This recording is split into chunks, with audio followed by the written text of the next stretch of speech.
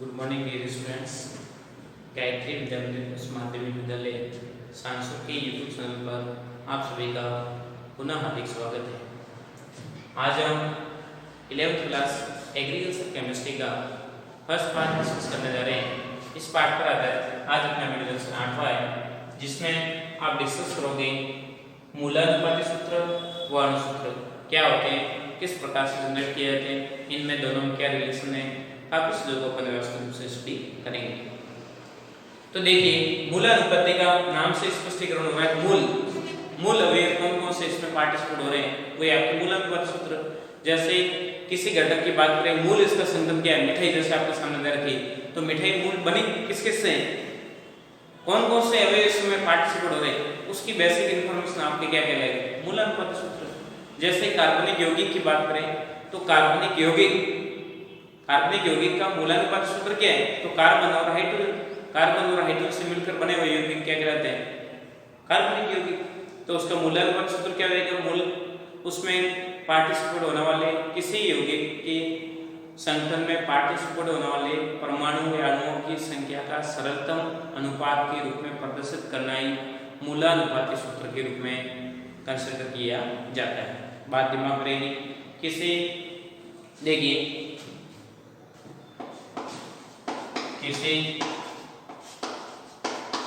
यौगिक में उपस्थित परमाणुओं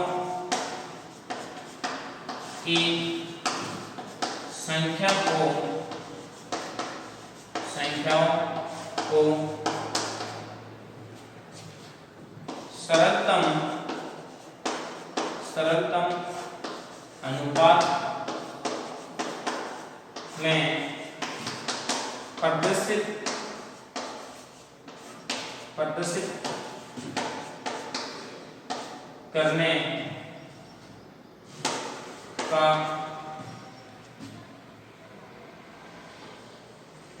करने का सूत्र ही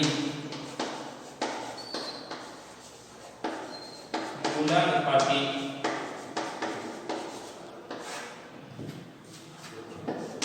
सूत्र कहलाता है।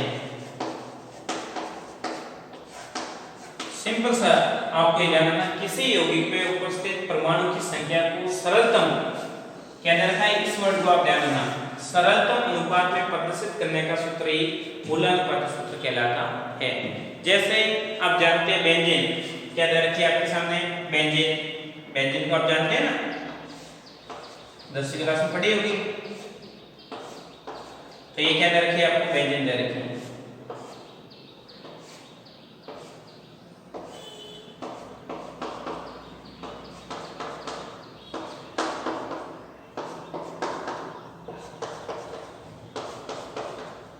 ये क्या है, बेंजीन। दिमाग बात रहेगी।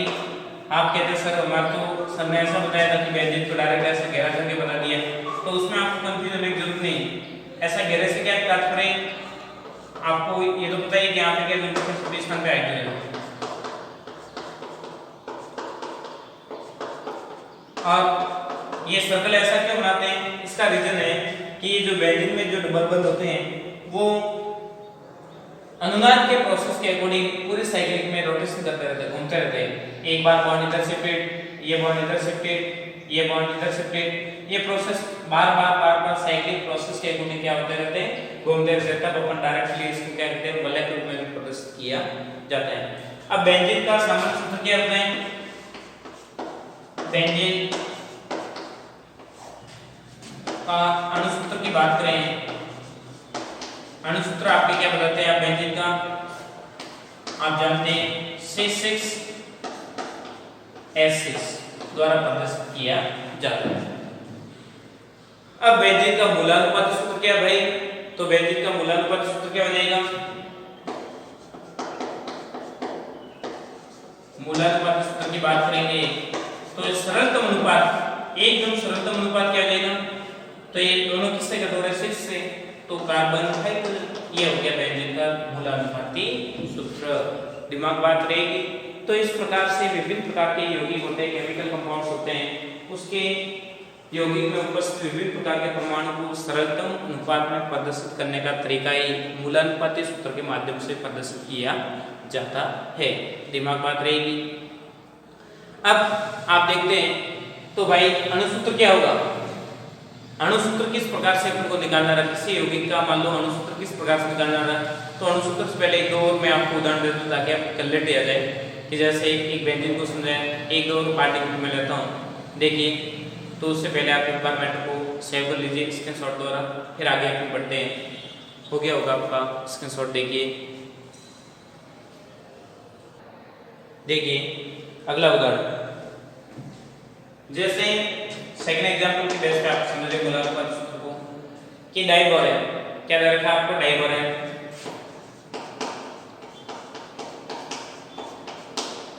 डाइबोरेन का सूत्र क्या होता है। डाइबोरेन की आपको संरचना रिप्रेजेंट करने के लिए बोले तो आप जानते हैं कि बोरॉन ये डाइबोरेन का अणुसूत्र का B2S6, ये इसका क्या है अणुसूत्र।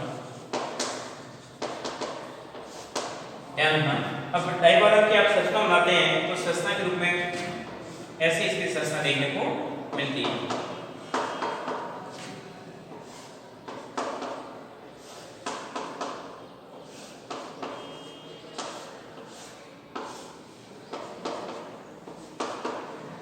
तो ये तो होता है आपके ब्रिजिंग बॉन्ड, ये क्या होता है एक ब्रिज के रूप में काम करता है, बनाना बॉन्ड के नाम से भी इसको कंसीडर किया जाता है।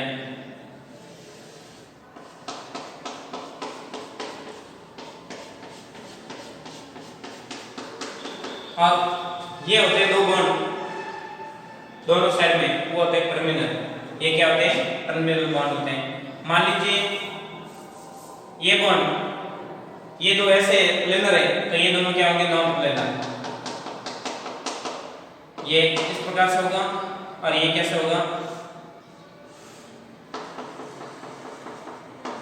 इस प्रकार से रिप्रेजेंट करते हैं। कैसे कि मान लो ये सपोज कीजिए, मान लीजिए कि यहाँ पे क्या बोरॉन है, बोरॉन से दो हाइड्रोजन एटम यहाँ पे जुड़ रखे हैं और आगे बोरॉन ब्रिज द्वारा ऐसे जुड़ रखे हैं और फिर अगला बोरॉन आएगा उससे जो हाइड्रोजन जुड़ेंगे वो इस प्रकार से जुड़ेंगे, वो किस प्रकार से जुड़ेंगे इस प्रकार से। तो जो आपकी तरफ है, जो आपकी तरफ जो हाइड्रोजन एटम जुड़ रखा है उसको अपन किसके द्वारा रिप्रेजेंट करते हैं वेज द्वारा, और जो आपसे पीछे की तरफ जो ये पीछे की तरफ वाले अणु है उसको अपन किसके द्वारा दर्शाएंगे डैश डैश द्वारा। तो ये डाइबोरेन की जनरली क्या होती है बेसिकली स्टिक्सर के रूप में अपन रिप्रेजेंट करते हैं। अब आपको मेन आपका टारगेट क्या है कि डाइबोरेन का अणुसूत्र से आपको मतलब नहीं, आपको क्या निकालना है डाइबोरेन का मूलानुपात सूत्र रिप्रेजेंट करना है। तो ये इसका सरलतम अनुपात क्या मिल रहा है, तो ये हो जाएगा मूलानुपात सूत्र सरलतम अनुपात, या संख्या किससे कट हो रही है, दो से दोनों से न्यूट्रलाइजेशन हो रहा है तो कट कर दीजिए BH3। तो ये हो जाएगा आपके डाइबोरेन का मूलानुपाती सूत्र। दिमाग बात रहेगी। तीसरा एग्जांपल बात करते हैं अपने ग्लूकोज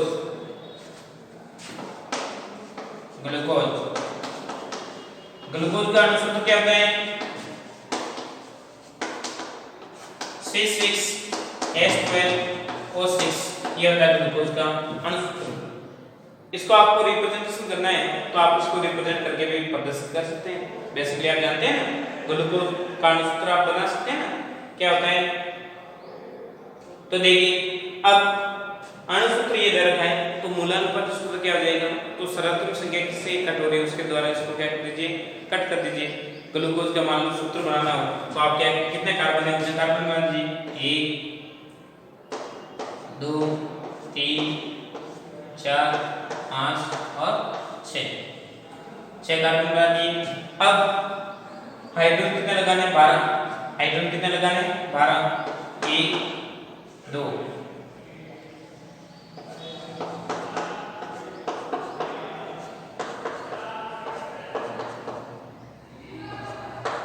कितना हाइड्रोजन 1 2 3 4 5 6 हाइड्रोजन हुए। फिर ऑक्सीजन कितने हैं, ऑक्सीजन भी 6, तो 1 2 3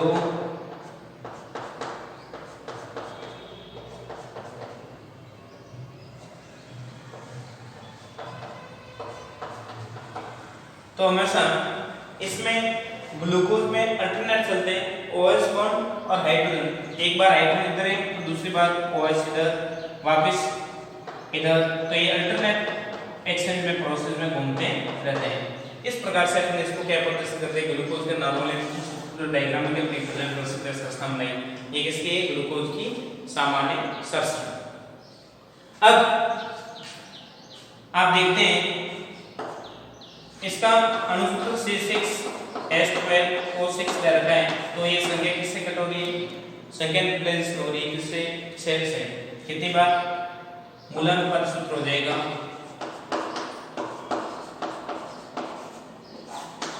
सूत्र CH2O, ये हो जाएगा इसका मूलानुपाती सूत्र।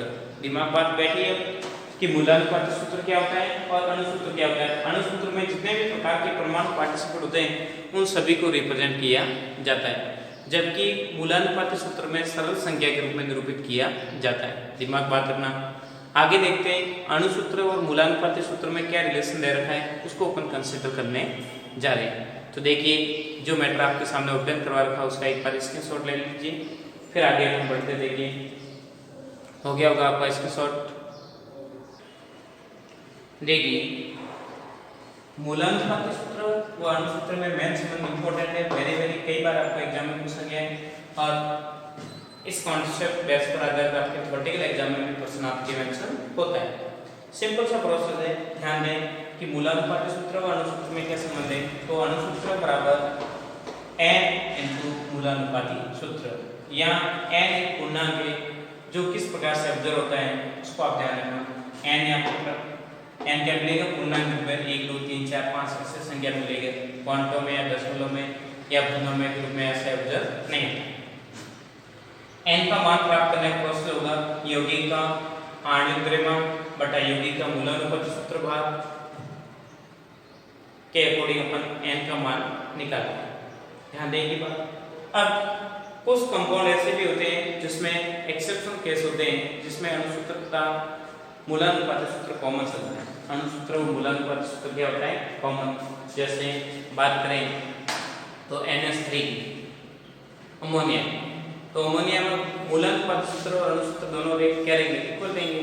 अब इसको क्या कॉमन करोगे, 1:3 को और सरलतम अनुपात क्या कर सकते हैं आप, नॉट पॉसिबल। तो 1:3 ही रहने वाला है।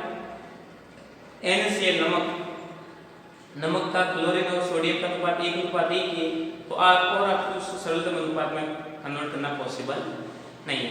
तो कुछ ऐसे भिन्न प्रकार के यौगिक होते हैं जिसका अणुसूत्र तथा मूलानुपाती सूत्र क्या होते हैं, कॉमन देखे जाते हैं। तो उदाहरण एग्जाम्पल आपके सामने 3 रिप्रेजेंट कर रहे हैं, अमोनिया, सोडियम क्लोराइड और कॉपर सल्फेट। इनका अणुसूत्र तथा मूलानुपाती सूत्र क्या है, कॉमन देखा जाता है। अगला स्टेप दे रखा है कुछ ऐसे यौगिक, ऐसे प्रश्न भी आपके मेंशन होते हैं जिसमें आपके दे रखे होते हैं कि किसी यौगिक का केमिकल आइडेंटिफाई प्रोसेस के अकॉर्डिंग आइडेंटिफाई करते हैं, तो उसमें 3 प्रकार के तत्व पार्टिसिपेट है कि मान लो रसायन विज्ञान विश्लेषण केमिस्ट्री के अकॉर्डिंग किसी यौगिक का परीक्षण किया गया और यौगिक के परीक्षण के दौरान ये पाया गया कि यौगिक में कार्बन, हाइड्रोजन, ऑक्सीजन 3 प्रकार के तत्व उपस्थित है। अब उनका प्रतिशत संघन, उन यौगिकों का प्रतिशत संघन दे रखा है। कार्बन का 40% है, हाइड्रोजन 6.6%, 6.67% और अन्य मात्रा में ऑक्सीजन अवेलेबल बताया गया है। और यौगिक का आणविक द्रव्यमान दे रखा है, वो आपको दे रखा है कितना, यौगिक का आणविक द्रव्यमान दे रखा है, वो दे रखा है आपको 180 है। तो देखिए सबसे पहले आपको ये दे रखा है कि किसी यौगिक में, X यौगिक में तत्व कौन कौन पार्टिसिपेट है, कार्बन, हाइड्रोजन व ऑक्सीजन, ये 3 तत्व पार्टिसिपेट है। इनका संघन दे रखा, मान लो 100% से मिलकर कोई यौगिक बनता है तो कार्बन का परसेंटेज आपको 40%, इसका दे रखा है 6.67% है और इसका अब आपको ज्ञात करना है ऑक्सीजन का। तो ऑक्सीजन का आप ज्ञात कर सकते हैं, ऑक्सीजन का परसेंटेज कितना आएगा, तो 100 में से कितना घटाओगे, 46.67 को न्यूट्रलाइजेशन करोगे देन आपको कितना मिलेगा, देखिए घटा दीजिए 100 है, 100 में से 46 को घटाना है, यहाँ पे 0 0 0 में से आएगा क्या लोग ऐसे ऐसे करोगे, 10 में से 3, फिर 9 में से 3, फिर 9 में से 3, अब 9 में से ये जाएंगे 4 5, तो आपके ऑप्शन का प्रश्न कितना आएगा, 53.53%। ये किसका परसेंटेज मिला, ऑक्सीजन का आपको परसेंटेज मिल जाता है। और यौगिक का आणविक द्रव्यमान दे रखा है, अणुभार दे रखा है, वो कितना दे रखा है, यौगिक का अणुभार आपको दे रखा है, वो दे रखा है, एक चीज आपको आइडेंटिफाई है, यौगिक का आणविक द्रव्यमान आपको आइडेंटिफाई है, आणविक द्रव्यमान ज्ञात है, कितना है 180। इतनी चीज आपको दे रखी प्रश्न। फिर आपको पूछा जा रहा है मूलानुपाती सूत्र इसका क्या होगा और अणुसूत्र क्या होगा, मूलानुपाती सूत्र व अणुसूत्र को आइडेंटिफाई कीजिए, ज्ञात कीजिए। तो आपको ऐसे प्रश्न होते हैं, उनको आइडेंटिफाई करने के लिए आपको एक टेबल दिमाग में रखनी। सबसे पहले जो तत्व दे रखे उसको एक कॉलम बना दीजिए, फिर तत्वों का प्रतिस्थापन बनाइए, परमाणु भार जिस तत्व का है उतना बनाइए, फिर बाद में परमाणु का अनुपात, और फिर बाद में क्या निकालना आपको, सरलतम अनुपात। क्या निकालना लास्ट में आते हैं, सरलतम अनुपात क्या है, उसके अकॉर्डिंग अपन मेंशन करके आइडेंटिफाई करेंगे कितना कितने उस तत्व का हिस्सा आ रहा है। तो देखिए सबसे पहले आपको ये दे रखा है, अब कार्बन का परमाणु भार कितना होता है अपन जानते हैं 12, हाइड्रोजन का 1, ऑक्सीजन का 16। इसमें जहाँ तक तो अपने कोई कंफ्यूजन है भी नहीं। अब परमाणु का अनुपात निकालना कि 40% है, उसमें से 12 का भाग दोगे तो जाके आपको एवरेज मिल जाएगा, 40/12, 40/12 तो भाग दोगे 12 कितनी बार जा रहा है, 12 के 30 3 बार, 6 से 4 5 मतलब 0 वापस भाग जाएंगे 6 बार, सॉरी 3 बार, तो ऐसे 3% आसपास। एक का इसमें भाग दोगे तो क्या आएगा, वो संख्या, और इसमें 16 का भाग दोगे 53.33 दर है, इसमें दोगे भाग 16 का तो आपके 3.3 के समथिंग लगभग भाग जाएंगे। कितनी बार, 3.3। सरलतम अनुपात निकालने के लिए सबसे छोटी संख्या का सभी में क्या लेना, भाग देना। छोटी संख्या कौन सी है, छोटी संख्या है, और इनका सभी भाग दोगे,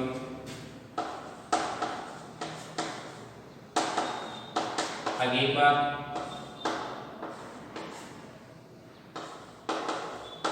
2 और 1। अब सरलतम अनुपात मिला, सरलतम अनुपात मिलते ही आपको मूलानुपात सूत्र आइडेंटिफाई हो जाता है, कोई इफेक्ट नहीं। तो मूलानुपात सूत्र क्या रहेगा,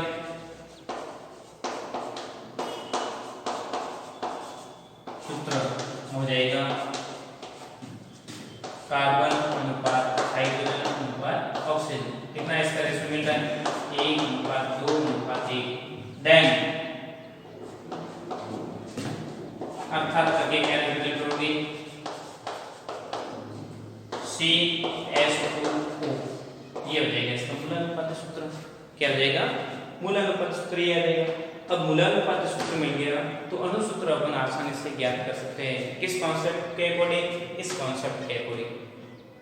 दिमाग बात रहेगी तो आणविक द्रव्यमान कितना दे रखा है, 180 दे रखा है, मूलानुपाती सूत्र भार कितना आएगा, तो इसका भार कितना बनेगा, मूलानुपाती भार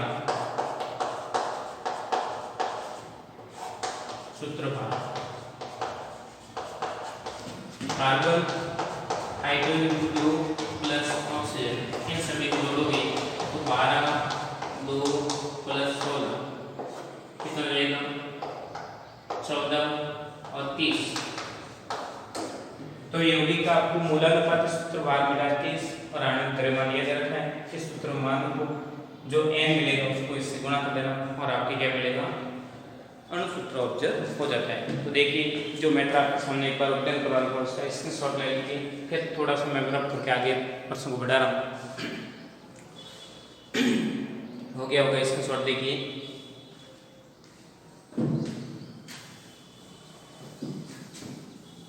तो अपन जानते हैं किस कॉन्सेप्ट के आगे डायरेक्ट उसको आप मेंशन कर लेना, ठीक है। तो देखिए अणुसूत्र आपको निकालना है, तो पहले n निकालना है, तो n बराबर क्या रहेगा, यौगिक का आणविक द्रव्यमान कितना है 180 बटा 30, 0 0 कट और भाग गया 6 बार, तो अणुसूत्र आपको ऑब्जर्व हो जाएगा 6 गुणन का सूत्र आपका कितना है,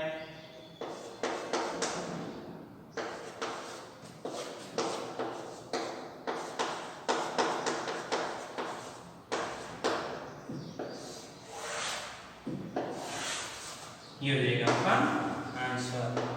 तो ऐसे प्रश्न आपके क्वेश्चन में कई बार मेंशन होते हैं, तो उसको आप व्यवस्थित रूप से स्टेप टू स्टेप समझते हैं, तो इसमें किसी प्रकार का कोई कंफ्यूजन या डाउट या किसी प्रकार का कोई समस्यात्मक स्थिति जनरेट होती भी नहीं। तो सिंपल स्टेप के प्रश्न होते हैं, थोड़ा सा मैथमेटिकल प्रोसेस आता है, परंतु किसी प्रकार का घबराने की जरूरत नहीं है। नॉर्मल स्टेप के अकॉर्डिंग नॉर्मल मैथमेटिक्स है, इतनी कोई हार्ड है। तो ऐसे प्रश्नों को विधिवत समझे, 3-4 प्रकार के उदाहरण रखे, उदाहरणों को समझे, व्यवस्थित रूप से हल करें। किसी प्रकार का कंफ्यूजन या डाउट और डायरेक्ट इनडायरेक्ट उसके सीधा समस्या का समाधान कर सकते हैं। इंपॉर्टेंट बात है, गायत्री विद्या मंदिर यूट्यूब चैनल को आपने सब्सक्राइब नहीं किया, सब्सक्राइब करें, लाइक करें, ताकि अपलोड होने वाले नए वीडियो तथा नया नोटिफिकेशन आपको मिलता रहेगा, ताकि आपकी पढ़ाई कंटिन्यू बनी रहे। कृपया सुरक्षित रहो, अपना काम करते रहिए। थैंक यू, धन्यवाद सो मच।